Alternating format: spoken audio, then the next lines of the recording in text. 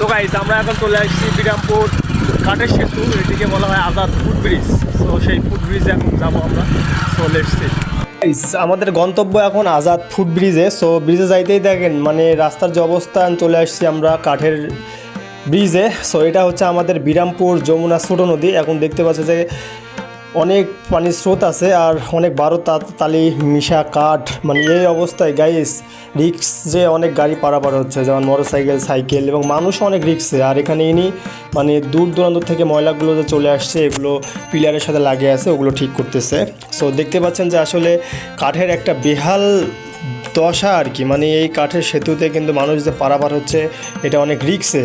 আর আমি আর জাহাঙ্গীর চলে এসেছিলাম আজকে কাঠের এই সেতু দেখতে। সো দেখতে পাচ্ছেন যে আমরা এখানে আসে একটু দাঁড়াইছি, আর ব্রিজে কাঠের অবস্থা খুব খারাপ এবং প্রবল স্রোত হচ্ছে, যদিও বা এখন বৃষ্টি হচ্ছে খুব, কিন্তু তারপরেও জায়গাটা ভালো।